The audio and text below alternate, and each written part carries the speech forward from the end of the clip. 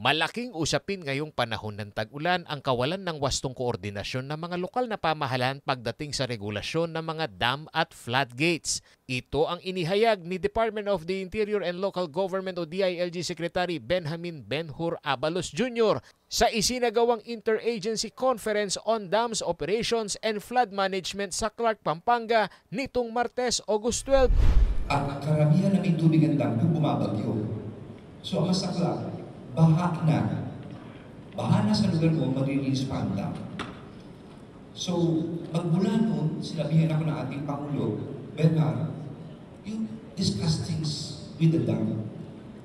So, yung panahon ng bagyo, tumawag kami, kung pwede mag-coordinate, etc. Pero siguro, upuan na natin ngayon ito.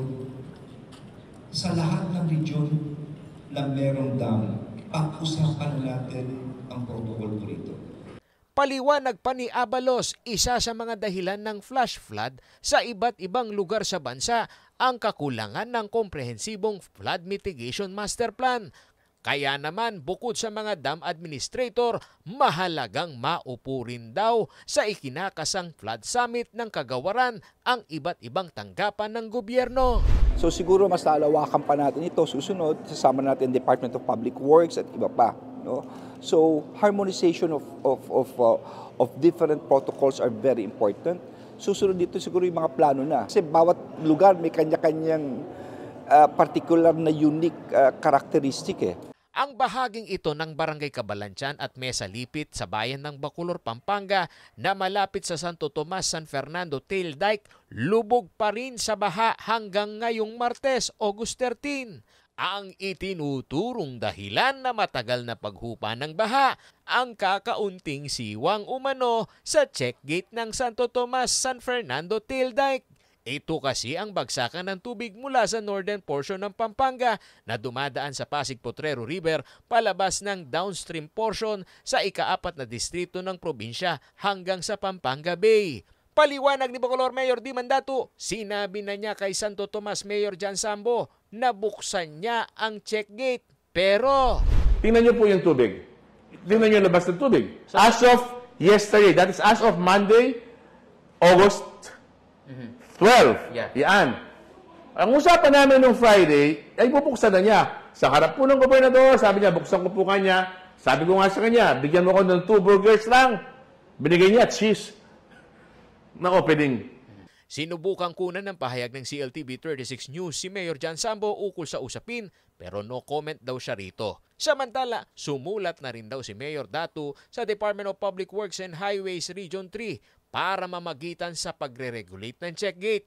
Giit pa ng alkalde, nakasaad ito sa Article 15 ng Water Code of the Philippines na hindi dapat nahaharangan ang naturang flow ng tubig. Kailangan talaga ilabas nila. Ako kasi nakikiusap sa kanila na talagang buksan nila. Ba't mo sila pagagalitan? They are trying to save their town, pero yung tama lang naman. Ako naman, sinasabi ko, meron tayong batas. Kaya tayo nabubuhay sa isang bansa. Meron tayong Article 67. Alam mo, babasahin ko sa iyo ito. I just get it to. Sabi niya, Article 67 of the Civil Code of the Philippines, sabi niya, lower states are obliged to receive the waters which naturally and without intervention of man descend from the higher states, as well as the stones on earth which they carry with them. So yun talagang kailangan tanggapin ng mababa. Kinulong kami. Ito nga, hindi na nga sunod ng batas na ito eh. Paliwanag naman ng DPWH Pampanga 1st Engineering District Office, matagal nang na-turn over sa pamahalang bayan ng Santo Tomas ang pamamahala sa floodgate sa Santo Tomas, San Fernando Tail Dike. Hindi na rin daw pwedeng ibalik sa kanilang tanggapan ang regulasyon sa nasabing istruktura. Dagdag pa ni District Engineer Almer Miranda, nagkaroon na ng pag-uusap ang mga partidong sangkot sa issue kasama ang provincial government ng Pampanga noong Biyernes at doon na pagkaisahan daw ang pagbubukas ng check gate. Ako si Paulo G. Santos para sa CLTV 36 News.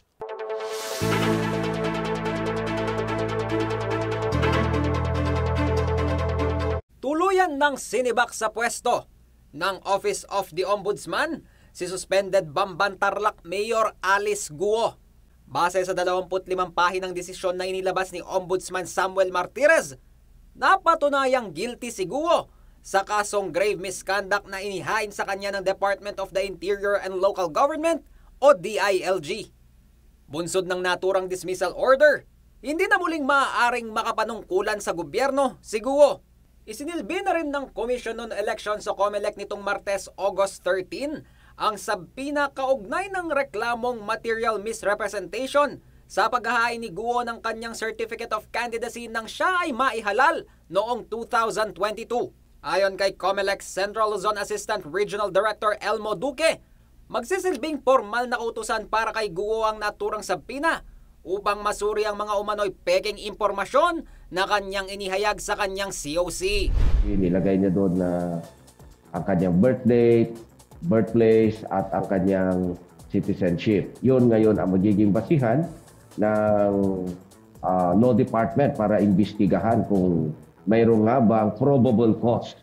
Mayroon bang sufisyente na batayan para siya ay kasuhan ng material misrepresentation ayon sa Section 74 ng Omnibus Election Code in line with Section 262 na kung saan gagamitin din ng ating himpilan yung findings ng NBI para ihambing at dito sa ating mga records no sa na ipinasinabit niya sa opisina ng COMELEC. Ani Duque, moto proprio o mismong COMELEC ang maghahabla ng naturang kasong kriminal laban kay Guo kung sakaling matukoy na may basihan ang ipinaparatang na misrepresentation laban sa kanya. Kaya yung purpose ng sumpina natin kahapon is to notify her na mayroong proceedings, criminal proceedings against her for material misrepresentation. At ito, magkakandak tayo ng preliminary investigation via the law department. Okay? Ang gagawin ng law kaya siya natin binigyan ng sumpina para alam niya na mayroong kaso. At pangalawa, na mayroon siyang karapatan na sumagot doon sa paratang sa kanya. Samantala, bukod kay Guo, napatunayan ding guilty sa kasong conduct prejudicial to the best interest of the service ang ilan pang opisyal ng Bamban LGU. Kabilang sa mga hinaina ng 3 buwang suspensyon ng vice alkalde ng Bamban na si Leonardo Anunciacion na pansamantalang nanilbihan bilang acting mayor at siyam pang konsehal. Bunsod nito, hindi rin si Anunciacion ang papalit sa pwesto ni Guo, kundi si Councilor Erano Timbang. Lizen Morten, CLTV 36 News.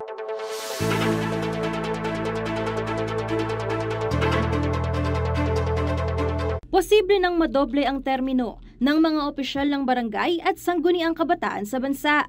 Mula sa kasalukuyang 3 taon, plano na itong gawing 6 na taon sa ilalim ng House Bill No. 10747 o an act setting the term of office of barangay and SK officials to 6 years. Ang naturang panukala ay inihain ni House Speaker Martin Romualdez kasama ng 6 na mambabatas kabilang na si Deputy Speaker at 3rd District Representative Aurelio Gonzales Jr. Personal itong inanunsyo ni Romualdez sa harap ng mga punong barangay na dumalo sa National Congress 2024 na ginanap sa World Trade Center, Pasay City nitong Martes, August 13. Hangad dumano ng House Speaker na magkaroon ng continuity sa mga programa at proyekto sa barangay level. Layunan ng panukalang gawas ng kuwing 6 na taon ang fixed term ng halalamang barangay officials. Sa ganitong paraan, makakaroon ng sapat na oras upang magplano at magpapatubad ng pangmatagalang programa para sa kaunlad ng inyong mga barangay. Makatutulong din umano ang term extension para hindi maantala ang mga proyekto at serbisyo ng mga barangay at SK officials kapag may mga isyong elektoral. Aniya, mahalaga ang gampanin ng mga opisyal ng barangay sa lipunan, kaya naman nakatitiyak umano sila na kapag naisabatas na ang panukala, malaki ang may tutulong nito sa ibayong pag-unlad ng mga komunidad sa bansa. Matatandaang naganap noong October 2023 ang pinakahuling barangay at sangguniang kabataan elections. Nakatakda namang gawin ng susunod na BSKE sa December 2025, ngunit may proposal na inihain upang ilipat ito sa October 2026. Sakaling aprubahan ang naturang panukala, nakatakdang maganap sa October 2029 ang susunod na BSK elections. Bukod sa pagpapalawig ng termino, isinusulong din ni Romualdez ang pagkakaroon ng Social Security System o SSS membership para sa mga barangay officials. Kanya na umano itong tinalakay sa President ng SSS na si Rolando Macasaet. Aniya, plano ng Kamara na mag-aproba ng batas na magtatakda sa mga lokal na pamahalaan na maglaan ng pondo para sa SSS premium contribution ng mga barangay officials. Sa ganitong paraan, hindi na raw iisipin ng mga opisyal ang buwan ng hulog sa SSS. Gagawa tayo ng batas.